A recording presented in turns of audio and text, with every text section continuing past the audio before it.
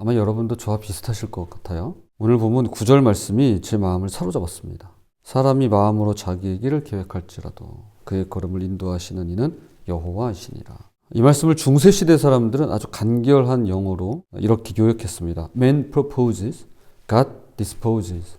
사람은 제안하지만 하나님은 결정하신다. 처리하신다.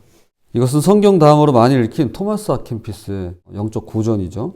그리스도를 본받아라는 책에서 유래했습니다. 그는 이렇게 말합니다. 사람은 제안하지만 하나님은 처분하신다. 사람의 길은 자기 안에 있지 않다. 우리가 아무리 계획을 세워도 최종 결정권은 하나님께 있습니다. 어제는 볼링공을 굴려보내야 핀이 쓰러집니다라며 하나님께 맡기자고, 즉 계획하되 맡기라는 원칙을 다뤘다면, 오늘은 어떻게 계획하고 어떻게 맡길 것인가에 관한 내용인데요. 두 가지로 함께 살펴보도록 하겠습니다. 첫 번째, 경외하며 계획하는 것입니다. 4절, 여호와께서 온갖 것을 그 쓰임에 적당하게 지으셨나니 악인도 악한 날에 적당하게 하셨느니라. 악인도 쓰임새가 있는데요. 악한 날을 위해 존재한다는 것입니다. 제가 이 말씀이 확 제 삶에, 그러니까 제 마음에 이렇게 확 하고 들어와가지고 새겨진 건 불과 한 6년? 7년 정도 됩니다. 얼마 안 돼요. 그럼 자연스럽게 이런 질문이 생깁니다. 하나님이 악인을 만드셨다는 건가요? 이렇게 될 수 있죠. 팀 켈러 목사는 6월 23일 묵상에서 이렇게 말합니다. 여기 하나님을 신뢰할 수 있는 또 다른 길이 있다. 그분을 만인의 주권적 심판자로서 신뢰하는 것이다. 그러면 스스로 심판해야 하는 데서 해방된다. 미로슬라브 볼프는 비폭력을 실천하려면 하나님의 응징을 믿어야 한다라고 말했다. 그러면서 장차 하나님께서 모든 악을 바로잡으시리라는 확신이 없는 한 피해자가 무기를 들어 복수하지 않기란 사실상 불가능하다. 하나님이 온갖 것을 그 쓰임에 적당하게 지으셨고 악인도 악한 날에 적당하게 하셨다. 이 확신 또한 지혜로운 삶에 빼놓을 수 없는 요소다. 우리가 어떤 계획을 세울 때 기억해야 할 것이 바로 이건데요. 하나님은 모든 것을 주관하시고 그분의 주권 바깥에 있는 것은 하나도 없다는 사실입니다. 이게 참 쉬운 개념은 아닙니다. 왜냐하면 도무지 저는 받아들일 수 없는 그런 일들도 있거든요. 그런데 이게 우리가 가장 먼저 기억해야 될 것입니다. 악인조차도 하나님의 주권 아래 있고 결국 심판의 말을 맞이하게 된다는 것입니다. 5절, 무릇 마음이 교만한 자를 여호와께서 미워하시나니 피차 손을 잡을지라도 벌을 면하지 못하리라. 피차 손을 잡을지라도 라는 표현이 참 재밌습니다. 아무리 많은 사람이 힘을 합치고 아무리 강한 권력과 큰 재력을 모은다 해도 교만하면 하나님 앞에서는 아무 소용이 없다는 것입니다. 그런 맥락에서 교만이란 하나님의 주권을 부정하는 것입니다. 내가 알아서 해요. 나 좀 내버려 두세요. 내 계획대로 다 될 거예요. 이것이 교만입니다. 그런데 교만의 문제는 단순히 거만하고 젠체하는 태도의 문제가 아닙니다. 하나님보다 내 판단을 더 신뢰하기 때문에 이것은 영적인 문제가 되는데요. 이것이 6절입니다. 인자와 진리로 인하여 죄악이 속하게 되고 여호와를 경외함으로 말미암아 악에서 떠나게 되느니라. 여기서 인자와 진리는 하나님의 언약으로 맺어진 사랑으로 그분의 변치 않는 은혜와 신실하심을 뜻합니다. 즉 우리의 죄가 용서받은 건 우리가 뭘 잘해서가 아니라 하나님의 인자하심과 진실하심 때문이라는 것입니다. 그런데 6절 하반절을 보세요. 여호와를 경외함으로 말미암아 악에서 떠나게 되느니라. 하나님의 은혜로 구원을 받게 되면 은혜를 받은 그 사람은 이전의 모습으로는 더 이상 돌아갈 수가, 이전의 모습으로 살아갈 수가 없게 됩니다. 그건 불가능해요. 그래서 하나님을 경외하며 살게 되고 악에서 떠날 수밖에 없습니다. 이게 복음이죠. 우리는 은혜로 구원받고 경외함으로 거룩해지는 것입니다. 율법주의, 그걸로 안 됩니다. 값싼 은혜, 껴들어올 여지가 없습니다. 인자와 진리, 그분의 은혜와 신실하심만이 우리를 바꾸십니다. 우리를 변화시키십니다. 이것이 복음입니다. 만약에 그냥 말로 해서 되는 거면 이건 해! 이거 하지 마! 이걸로 되는 거면 예수님이 오실 필요 같은 거 없습니다. 책 한 권 띡 던져주면 끝나요. 그런데 우리에게 직접 오셔서 인자와 진리로 우리를 인도해 가십니다.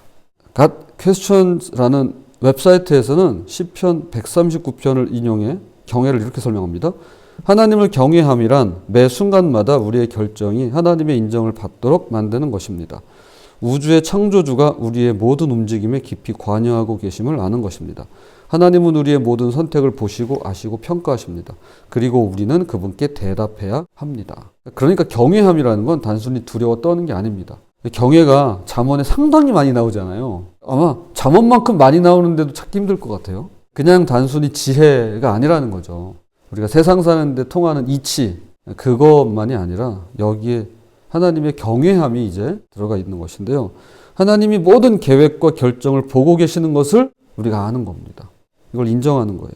그래서 하나님 앞에서 정직하게 그분의 뜻을 따라 계획하는 것이죠. 그러므로 우리가 계획을 세울 때 가장 먼저 해야 할 일은 하나님을 경외하는 것입니다.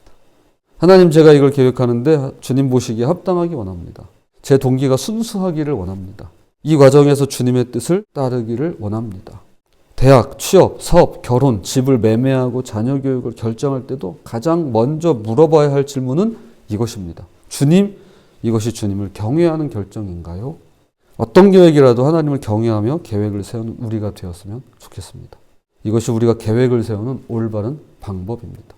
둘째로, 신뢰하며 맡기는 것입니다. 7절입니다. 사람의 행위가 여호와를 기쁘시게 하면 그 사람의 원수라도 그와 더불어 화목하게 하시느니라. 참으로 놀라운 약속인데요. 하나님을 기쁘시게 하면 원수까지도 화목하게 하신답니다. 창세기 26장에 이삭이 그랄 땅에 살 때 이야기가 나옵니다. 기근이 찾아와서 이삭이 블레셋 땅 그랄로 갑니다. 하나님께서 복을 주셔서 그 해에 100배의 수확을 거두게 돼요. 그 일로 양떼와 소떼와 종들이 많아지면서 주변 블레셋 사람들이 시기를 받게 됩니다. 그들이 얼마나 꼴보기 싫고 눈엣 가시였는지 그의 아버지인 아브라함이 팠던 우물들을 다시 흙으로 메워버립니다. 물이 생명이고 우물이 재산인데도 말이죠. 급기야 아비멜렉 왕은 이삭을 찾아와서는 우리를 떠나시오. 당신은 우리보다 훨씬 강하다 라면서 쫓아냅니다. 이삭은 다투지 않고 평화롭게 떠납니다. 그리고 그랄 골짜기로 가서 우물을 팝니다. 그러자 물이 나와요. 그런데 그 지역 목자들이 찾아와서는 이 물은 우리 거야 하면서 다툼을 일으킵니다. 뺏어가요. 이삭은 그 우물을 에색, 즉 다툼이라고 이름 짓습니다. 이제 또 다른 곳에다가 우물을 팝니다. 그런데 또 뺏어가요. 이번엔 신나, 원한이라고 이름을 붙입니다. 이제 세 번째로 우물을 파요. 이번엔 아무도 시비를 걸지 않습니다. 그것도 신기한 거예요. 이삭은 하여튼 팠다 하면 우물이 나오는 거예요. 이삭이 손을 대는 건 잘 되는 거예요.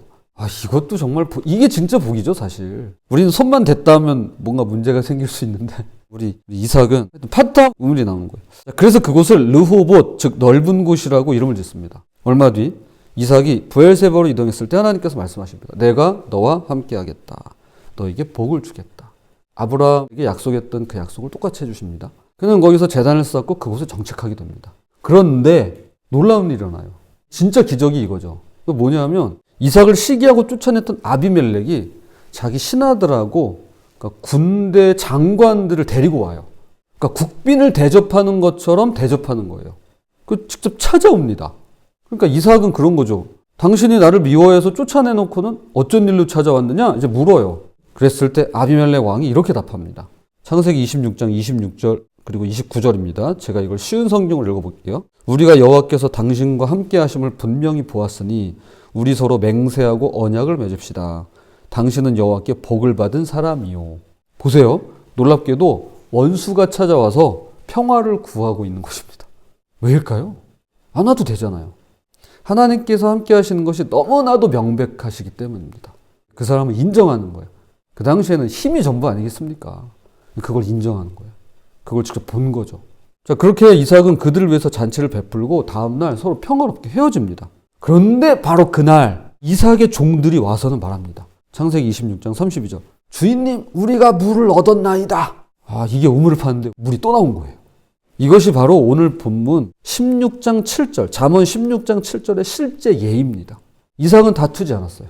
항상 평화롭게 물러나고요. 평화롭게 맞이하고요. 평화조약을 맺고요. 평화를 이루어갑니다. 하나님을 신뢰했더니 원수까지도 화목하게 만드시는 것입니다. 그렇다면 하나님을 기쁘시게 한다는 게 뭘까요? 8절입니다. 적은 소득이 공의를 겸하면 많은 소득이 불의를 겸한 것보다 나으니라. 여기서의 핵심은 얼마나 얻느냐가 아니라 어떻게 얻느냐에 있습니다. 이삭 보세요. 파는 족족 물이 나왔어요. 우물만 4개가 나왔어요. 근데 얼마나 많이 얻느냐가 아니에요. 어떻게 얻느냐에 있는 겁니다. 이로운 길로 적게 버는 것이 불의한 길로 많이 버는 것보다 낫습니다. 왜냐하면 공의는 하나님과의 올바른 관계, 사람과의 올바른 관계를 의미하기 때문입니다. 하나님은 결과만 보시지 않습니다. 그 과정을 보시고 동기를 보십니다. 이삭처럼 하나님께 맡기며 공의롭게 평화롭게 살아가는 우리 모두가 되었으면 좋겠습니다. 말씀의 결론을 맺겠습니다. 그런데 문제가 있습니다. 아무리 정직하게 계획을 세워도 내 계획대로 안 될 때가 있어요.